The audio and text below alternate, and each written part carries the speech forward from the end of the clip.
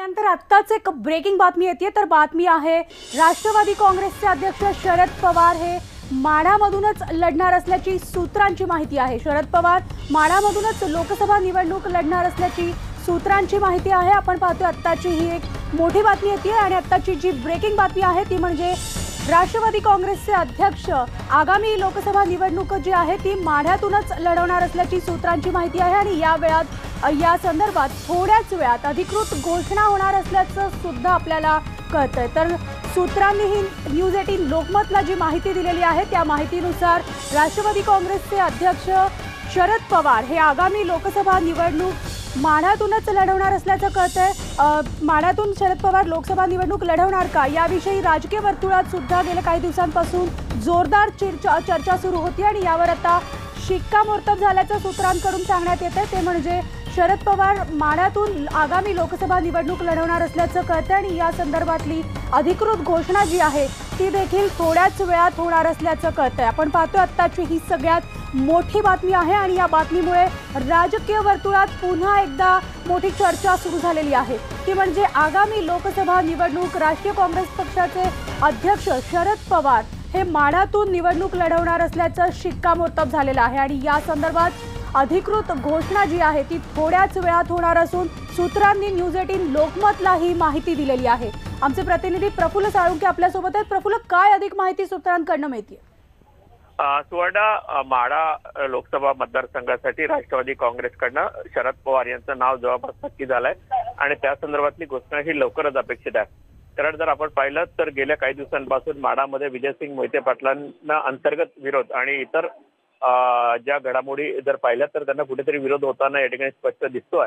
या सगळ्या पार्श्वभूमीवर पवार यांनी या ठिकाणी निवडणूक लढावी अशी मागणी राष्ट्रवादी काँग्रेसच्याच एका गटाने केली होती आणि या संदर्भात सर्व चाचपणी केल्यानंतर पवार यांनी लोकसभेसाठी माढामध्ये उमेदवारी करण्यास हिरवा कंदी दिला होता। या सगळ्या पार्श्वभूमीवर आज राष्ट्रवादीची दिल्लीत आता बैठक सुरू आहे आणि संध्याकाळी माढामध्ये जे जे आमदार आणि राष्ट्रवादीचे मोठे नेते आहेत त्यांची बैठक संध्याकाळी होते आणि जवळपास पवारांचं नाव या माढा लोकसभेसाठी जवळपास आता राष्ट्रवादी काँग्रेसकडून नक्की करण्यात आलेलं आहे। प्रफुल्ल, पण पाहतोय खरं तर विजयसिंह मोहिते पाटील आणि त्याचबरोबर काही राष्ट्रवादीच्या कार्यकर्त्यांनी शरद पवारांकडे आग्रह धरला होता की माढ्यातूनच आगामी लोकसभा निवडणूक तुम्ही लढा आणि यावर शरद पवारांनी सुद्धा खरं तर शिक्कामोर्तब केलं नव्हतं। मात्र आता जी सूत्रांकडून आपल्याला माहिती मिळते आणि अधिकृत घोषणा सुद्धा थोड्याच वेळात होणार आहे, यावरून आता राष्ट्रवादी काँग्रेसची राजकीय गणितं जी आहेत ती कशी बदलतील?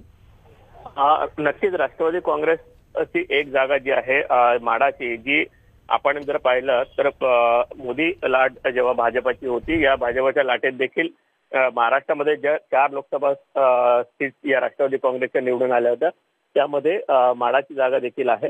या सगळ्या परिस्थिती पाहिल्यानंतर आज कुठेतरी परिस्थिती बदललेली दिसते आहे। विजयसिंग मोहिते पाटील यांना पक्षांतर्गतच स्थानिक जे पदाधिकारी आहेत त्यांचा जो वाढता विरोध आहे तो जर पाहता विजयसिंग मोहिते पाटलांऐवजी कुठलाही एक नेता की ज्यावर सर्वमत होऊ शकेल या संदर्भातली भूमिका तिथल्या कार्यकर्त्यांनी आणि नेत्यांनी मांडली होती। तर एक सर्वसमावेशक नाव म्हणून शरद पवार यांचंच नाव या ठिकाणी समोर आलेलं आहे आणि त्यामुळे पवार यांनी या ठिकाणी निवडणूक लढावी या संदर्भातली जी मागणी आहे ती स्थानिक नेत्यांनी केल्यानंतर त्यांच्या नावावर आता शिक्कामोर्तब आणि या संपूर्ण निवडणुकीची जबाबदारी जी आहे ती रामराजे नाईक निंबाळकर यांच्याकडे देण्यात आलेली आहे।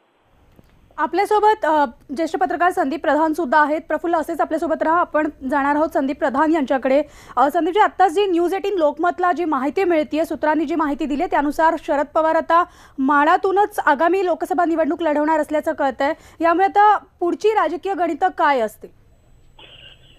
शरद पवार लोकसभेची निवडणूक लढणार अशी चर्चा गेले काही दिवस सुरू होती आणि मला असं वाटतं की आता शरद पवार यांनी हा निर्णय अशासाठी घेतला असेल की स्वतःच आपण मैदानात उतरलो तर एक कार्यकर्त्यांनाही बळ मिळतं, पक्षालाही त्याचा फायदा होऊ शकतो। त्यामुळे स्वतः शरद पवार यांनी या निवडणुकीमध्ये उतरण्याचा निर्णय घेतला असू शकतो आणि त्यामुळे निश्चितच पक्षाला त्याचा फायदा होईल। नक्कीच जसं तुम्ही म्हणताय की पक्षाला एक बळ मिळेल, कार्यकर्त्यांमध्ये सुद्धा उत्साह वाढेल, परंतु शरद पवार यांच्या या निर्णयामुळे इतर पक्ष आहेत यांच्या सुद्धा खरं तर काय प्रतिक्रिया असू शकतात, यांची इतर पक्षांची सुद्धा आता एक जी प्रचाराची रणधुमाळी सुरू झालेली आहे त्यामध्ये सुद्धा आता त्यांना कदाचित बदल करावे लागतील, कारण शरद पवार जर थेट माढामधून लोकसभा निवडणूक लढवणार असतील तर प्रश्नच नाही. त्याबद्दल इतर पक्षांना सुद्धा विचार करावा लागेल, यात काही वादच नाही. पण शरद पवार यांनी यापूर्वी असं जाहीर केलं होतं की आपण आता यापुढे निवडणूक लढवणार नाही आणि आपण राज्यसभेचे सदस्य राहू. पण मला असं वाटतं की एकूणच पक्षाची परिस्थिती आणि पक्षाला त्यांच्या नेतृत्वाखाली निवडणुका लढवण्याची असलेली गरज ते लक्षात घेऊन त्यांनी हा निर्णय घेतला असेल, कारण प्रत्येक जागा महत्वाची आहे येणाऱ्या निवडणुकीमध्ये. आणि आपण जसं आता म्हणालात तसं की विजयसिंह मोहिते पाटील यांच्याबाबत तिथं स्थानिक कार्यकर्त्यांमध्ये काही नाराजी होती आणि उमेदवार बदलावा अशी अपेक्षा होती. त्यामुळे शरद पवारांचं नाव आल्यानंतर मग प्रश्नच उरत नाही कुठलाही आणखीन वादांचा.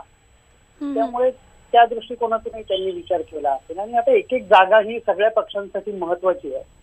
त्यामुळे अशा याच्यामध्ये तिथे शरद पवार यांनी रिंगणात उतरणं हे स्वाभाविकच आहे. संदीपजी धन्यवाद आपल्या या प्रतिक्रियेबद्दल. तर आपण पाहतोय न्यूज 18 लोकमतला जी सूत्रांनी आता माहिती दिलेली आहे त्यानुसार ही ब्रेकिंग न्यूज आहे, ती म्हणजे थोड्याच वेळात अधिकृत घोषणा होणार आहे. ती म्हणजे राष्ट्रवादी काँग्रेसचे अध्यक्ष शरद पवार हे आगामी लोकसभा निवडणूक जी आहे ती माढातून लढवणार असल्याची अधिकृत घोषणा थोड्याच वेळात होणार आहे. आणि त्यामुळे नक्कीच आता पुन्हा एकदा एक राजकीय भूकंप जो आहे तो आपल्याला या राजकीय क्षेत्रात पाहायला मिळणार आहे. याविषयीचे सगळे अपडेट्स आम्ही न्यूज 18 लोकमतवर आम्ही तुम्हाला देत राहणार आहोत.